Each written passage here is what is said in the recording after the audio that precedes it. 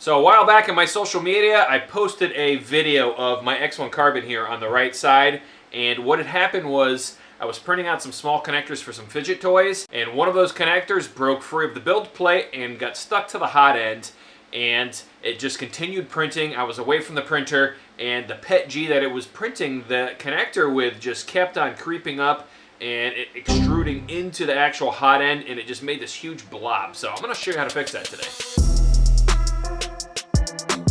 I don't even know what it looks like under there because this cover is actually kind of stuck on and I don't want to damage it or break it. So I'm going to show you what we're going to do first. We're basically going to heat up the hot end and hopefully that'll loosen some of this stuff up and make it a little more pliable. If that doesn't work, then we're going to just use the heat gun and try to soften this stuff up so we can get the cover off and assess the damage a little bit better. This is cool. I actually just updated the firmware. The screen looks a lot different. So we're going to go over to settings. We are going to warm our nozzle up. We're going to warm it up to like 220. Actually, let's do 230. And we'll hit confirm, and we'll make sure that it even still warms up. It seems to be heating up. As you notice, it's already hot here. So it looked like maybe it was printing something. It got stuck to the bottom of the nozzle and it just continued trying to extrude, and it filled up the sock here and just made a mess of everything. So I got the sock off here. Once it was warmed up, that allowed me to get that off. It's definitely looser than it was, but I don't want to damage the wires for the fan and the light that are on this front cover. Now, as far as the silicone sock, nothing really sticks to silicone, so what we can do is we can just grab a pair of pliers and try to break off what's sticking out of the end here. Kind of work this around a little bit. Yeah, it's coming. There it is. It almost acted like a silicone mold, so definitely filled up in there. It's starting to, as it heats up here, it's starting to come undone, so you can kind of see the mess here. I'm gonna pull this wire out.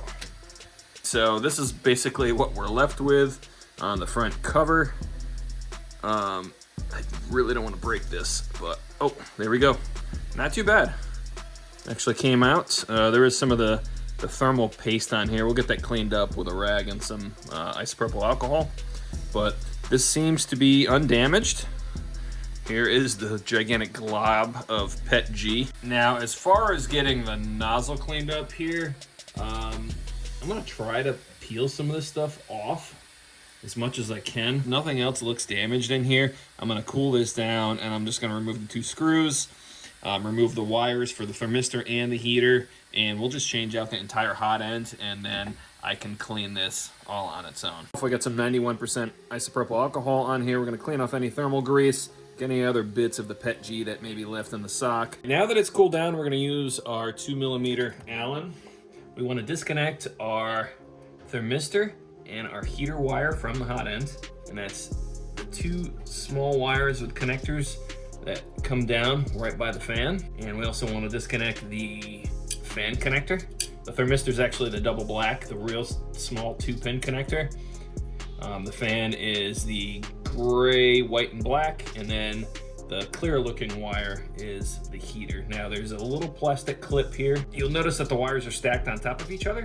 If you just pull them out in the order that they're stacked on top of each other in, they come out fairly easy, just like that. And then we use our 2mm, and we're gonna loosen up this screw here and that screw there. I apologize for my hands being in the way. Okay, and then once those are out, obviously make sure, so you don't burn yourself, that this is cooled off enough, and then pull straight down, and that will remove the hot end assembly from the printer. Now you'll notice this is a 0.4. It is quite messy in here, and it was really hard to clean. It looks like the wires for the thermistor and the heater are all kind of encased in this PETG mess. All right, so I'm looking through my parts, and I don't have an entire hot end assembly, but I do have a spare heater, spare thermistor, and a spare hot end, all separate. So it would have been easier to just, put a whole new assembly in here, 3 wires, 2 screws, done. So we're gonna basically build one from scratch. It's just 2 screws, same Allen, same 2mm Allen, and this will pull the hot end fan off. This is what the thermistor looks like. The wires are very tiny, so you need to be careful that you don't damage them. This is what the heater block looks like, also very small. So If you have spare ones, obviously you want to make sure you clean them up pretty good. I'm just using the isopropyl alcohol. And then we do need some thermal paste, and if you do buy parts from Bambu, or when you got the printer, it normally comes with some spare stuff, and the lead screw grease and thermal paste are two of the things that do come with the printer when you buy it new. And then there's a clip here that holds all of that stuff on, and then we have our new hot end. Now this is just a hardened steel one. All right, this is what she looks like. You'll notice this little hole right here, that's for the thermistor. This heater actually fits right in this spot. If you look at it from the side profile, there's a spot machined in there where this fits in perfectly. And then we run those wires up this little channel here, we mount the fan on, and then we can reinstall this into the tool head. This is what the thermal grease looks like. It comes in the silver package. So what we're gonna do first is we're going to squeeze some of this out. They don't actually give you a ton in here. It's like normally just enough to do the job, but we're gonna put some thermal grease over that hole there and try to feed some in.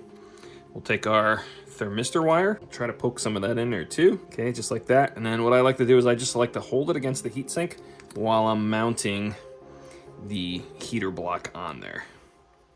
Now this stuff, you don't want a ton of it on there. It does go a long way, and it's very messy, it gets everywhere.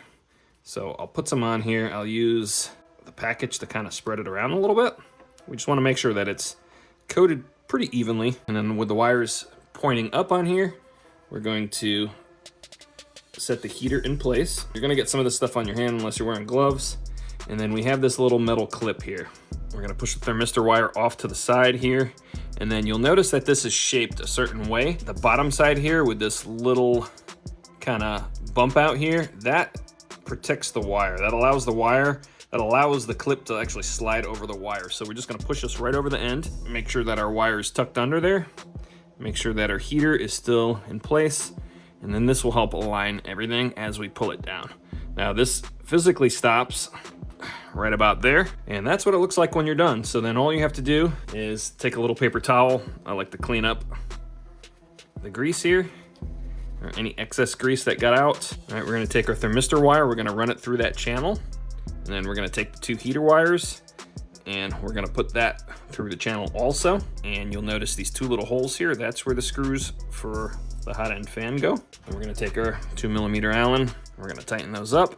All right, now before you go to put this in, you wanna take your wires, bring them over the top of the fan here, like this. And there's a little channel under here where the wires fit through. And that'll allow everything to line up real nice. And then we take our two mounting screws that we removed earlier, push those guys back in.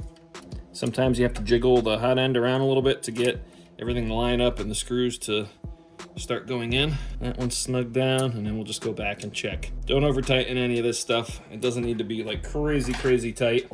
And then we have our sock, and the side where the wires come out is where this opening goes to, so to the right side. And then this just kind of slides over the top. I'll try to give you a better view of me putting these connectors back in.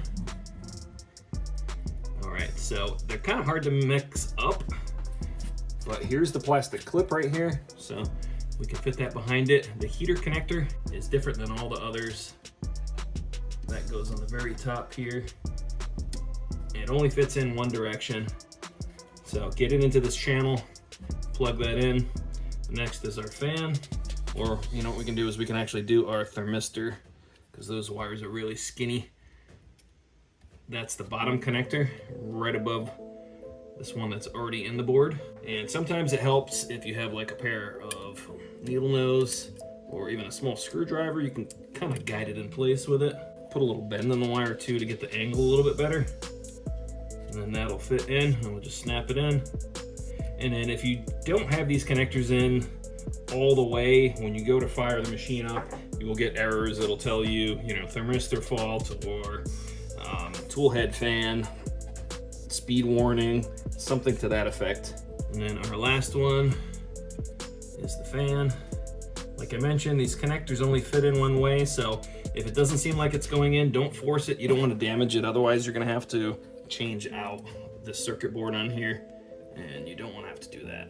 All right, so you heard as soon as I plugged that fan in, fan came on. All right, and we're just gonna make sure that we're tucked underneath here. just like that. And then we can take our tool head cover, put that back on. So you can see the wire here. That wire goes to this connector right here. And then this wire fits into this clip right here. And then the front of it, just magnetically connected. That's all there was to it. So what we're gonna do now is we're gonna load up some filament, heat up the machine, and we'll just print a Benchy or something, see how it works. All right, now one thing I like to do after I change the whole entire nozzle is I'll go to the little, looks like a nut right here. That's our settings menu.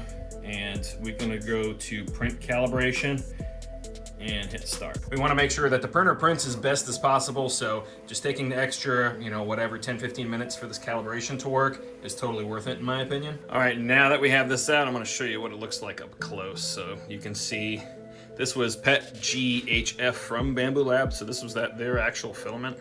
But I think if I hit this with a heat gun, I can probably get the clip off and then clean this up a bit better. I don't think it's a total loss. I mean, as long as I can get this off, get the heater off, the thermistor out, and get the rest of this PET G off, I think it'll be all right. All right, so calibration completed, as you can see here. So what we're gonna do is we're gonna load some filament, probably just some white PLA in here, and print a Benchy, make sure everything's all good. Calibration looks decent. Looks like they changed it with the firmware update. Let's see what we got. Pretty awesome, looks good to me. So if you have that issue, that's how you fix it. All right, so not too bad of a fix, right? It didn't take me too long, maybe an hour. I took my time with it and recording the video and whatnot. But if you found this video useful and you use it to fix the same problem, make sure to comment down below. Make sure to like and subscribe, especially if you're interested in more content like this. Until next time.